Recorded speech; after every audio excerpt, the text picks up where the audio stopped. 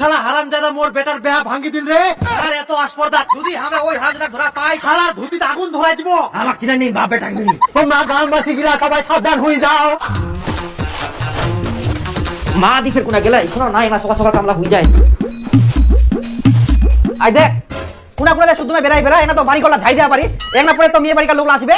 হ্যাঁ মোর তো কাজ কাম নাই, মু সব সময় শুধু ঘর বাড়ি ঝাড় দিতেই থাকি। তুমি একলা তখন বাড়ি পরিষ্কার করে পারিস, তুই তখন হাতামাতি করে ধুলা পারিস তাদের করে পরিষ্কার হয়ে যাবে। হারামজাদা ঘর বাড়ি পরিষ্কার ইচ্ছে পারলে তোর মুখটা আর কপালটা ভালো করে পরিষ্কার কর যাতে এবারে বিহাটা হয়। ঘর বাড়ি ঝাড় দিতে দিতে মই হ্যাপি গেনু, কোনটা মেয়ের বাড়ি থেকে দেখে গেলে আরে কোন বাড়ি ঘর বাড়ি ঝাড় দিজুম তবুও তো বিহাটা হইনি। আরে এবারও এক না পরিষ্কার করি দে, তাও যদি বেহাটা হয়, বেহাটা হইলে তো তুই আরাম পাবো ভাত আনতে আনতে খিলাপুর। হ্যাঁ ভাত রান্দা খিলাবে না ভিন্নই হবা হবে সেটা চিন্তা করে দেখ। দেখ একবার সকাল সকাল কিন্তু কুসার জায়গাটা কমে নাই। হ্যাঁ মুই কুসার দিয়া কথা কচুম, তোর মুখটাই কুসার দিয়া, এই জন্য তো বিহাটা হয় না।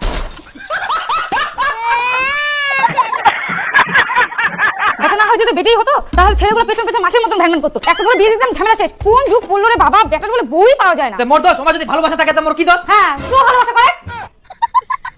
ও এতদিন ভদ্রভাবে ছুঁত মনে তো যখন মুখে কথা না বাপু মোর বেয়া আমাকে খাটিবা হবে।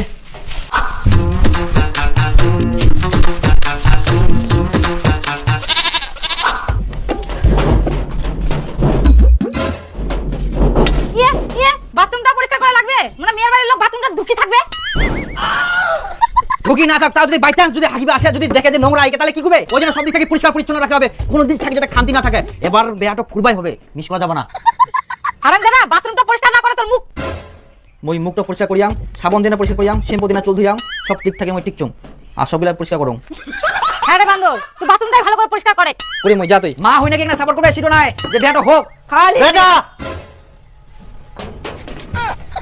বেটা তুই একদম চিন্তা করবা না, তুই ভালো করে পরিষ্কার কর, এই বাপ তোকে বেহা দিয়ে ছাড়বে। হে বাবা মই কোনো চিন্তা করুনি, যতদিন তুই ছিস মই কোনো চিন্তাই করুনি বাবা।